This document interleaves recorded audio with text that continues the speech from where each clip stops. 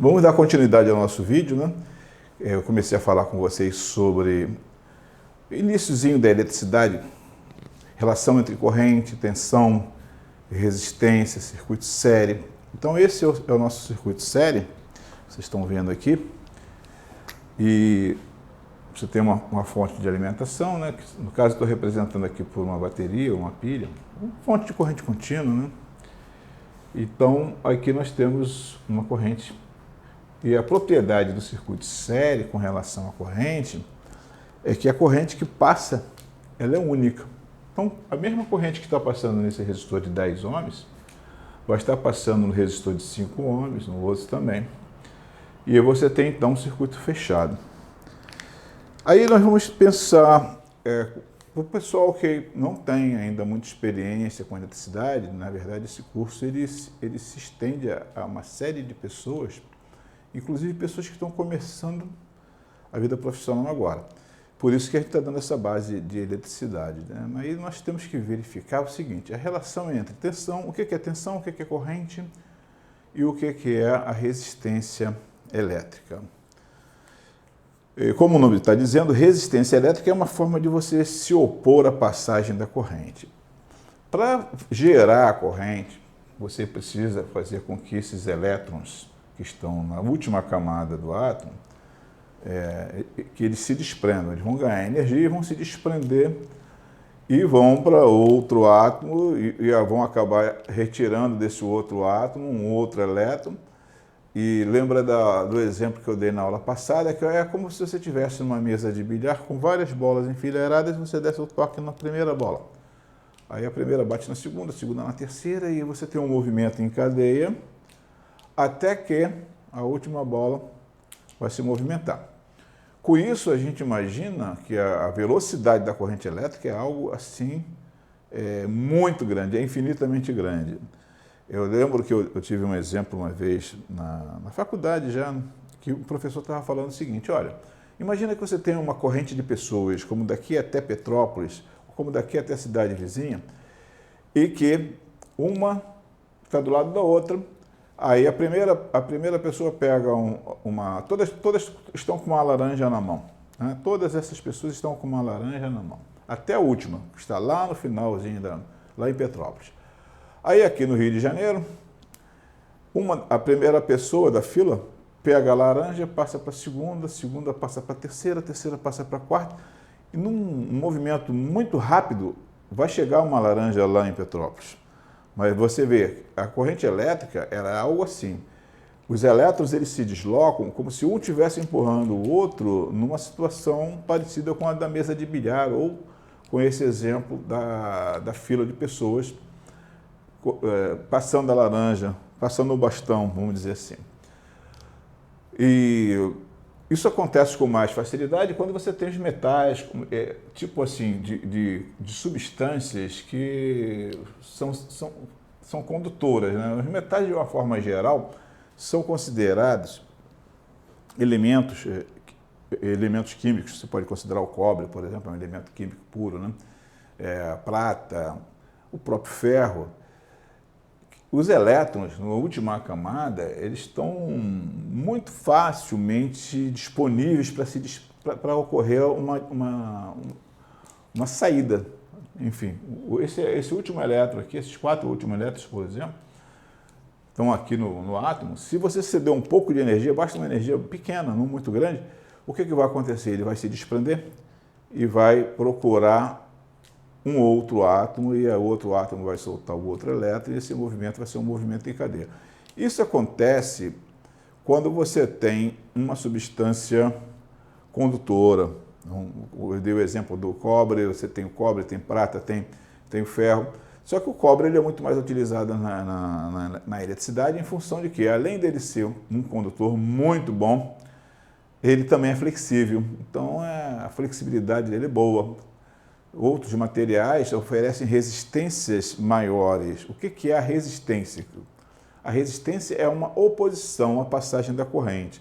Quanto mais difícil for desprender um elétron, maior vai ser a resistência daquele material. Por exemplo, comparando o cobre e o alumínio, a resistência ôhmica a resistência elétrica do alumínio é maior do que a do cobre, porque você vai precisar de mais energia para soltar um elétron no alumínio do que em relação ao cobre. E à medida que você tem dificuldade de soltar o elétron, à medida que existe a dificuldade de circular corrente naquele material, você vai ter maior resistência. E essa resistência, ela pode ser útil para a gente quando você trabalha com um circuito eletrônico, algo que você precisa gerar uma tensão diferente num ponto em relação ao outro. Você vai usar as resistências para fazer com que haja essa dosagem de tensão elétrica.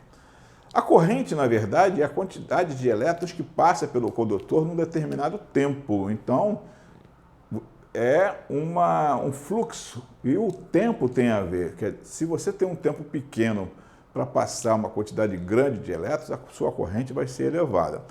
Já a tensão elétrica, também chamada de voltagem, ela é a força que vai fazer com que esses elétrons venham a se desprender e a circular pelo condutor. Então você tem aí os três elementos, né?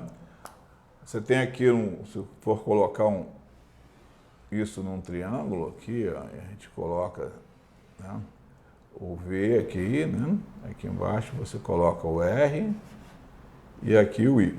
Não sei se está dando para ver direitinho. Então, beleza. Então, aqui você tem tensão ao produto, resistência por corrente. Se eu quiser saber a corrente, o que eu faço? Eu tampo a corrente aqui, ó, e a corrente vai ser tensão sobre resistência. Se eu quiser, por exemplo, descobrir a resistência, eu vou tampar a resistência e a resistência vai ser a tensão dividido pela corrente. Então, esse triângulo, ele vai facilitar para caramba a gente, porque ele vai trazer embutido aqui toda a lei de Ohm.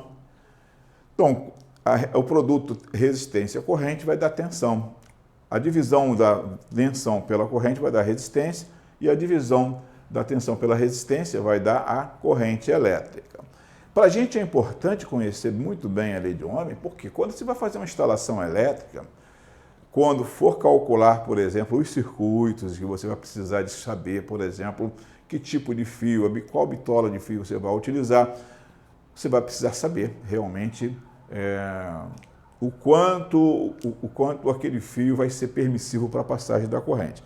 Porque se colocar um fio muito fininho, o que acontece com a resistência ohmica dele? Vai aumentar. E aí você vai perder em quê? Você vai perder em tensão, porque corrente vezes resistência dá tensão elétrica. Se você tem lá 127 volts na ponta, alimentando um circuito, e aí você coloca lá embaixo, lá no finalzinho da tua casa, uma distância de uns 50 metros, uma máquina de lavar roupa, por exemplo, que está consumindo uma corrente de 2 amperes ou 1 ampere, aquele produto da corrente pela resistência ohmica do fio vai gerar uma perda em tensão. E às vezes lá na ponta você não vai ter mais de 127, você vai ter 120. Então, quer dizer, tem que tomar cuidado com relação ao dimensionamento do cabo, justamente primeiro por conta das perdas que você vai ter em termos de tensão, e depois por conta da dissipação de calor, porque a pior coisa que tem numa instalação elétrica é, depois de pronta, você observar que tem um fio que está esquentando. Na hora que eu liguei a máquina de lavar, esse fio aqui está esquentando pra caramba. O que é isso? É erro de dimensionamento, porque nós não conseguimos dimensionar corretamente aquele cabo. Então, o cabo ficou tendo tensão em cima e o produto da tensão pela corrente vai nos dar a potência elétrica. A potência elétrica, ela é medida em watts, tá? A potência elétrica é medida em watts e é o produto da tensão pela corrente. Então, V vezes I vai nos dar potência. Ainda não cheguei na parte da energia. O consumo de energia é importantíssimo para a gente, no final, fazer o cálculo do quanto a gente vai pagar de conta de luz, né? Mas, então, você tem que saber primeiro a potência de todos os seus eletrodomésticos e fazer um somatório. Mas não é só a energia, ela não é só a potência, é a potência vezes a unidade de tempo. Então, o consumo em termos de energia elétrica vai ser o produto da potência vezes a quantidade de tempo que aquele eletrodoméstico ou aquele circuito que está consumindo ficou ligado. Por exemplo, você tem um chuveiro elétrico com a potência de 6.000 watts. Aí você fica tomando banho, leva 20 minutos no banho. Aquele cálculo, você vai pegar os 20.000 watts e vai multiplicar pela quantidade de tempo para saber a quantidade de quilowatt-hora que você vai gastar no final do mês. É como se você estivesse somando todos aqueles tempos.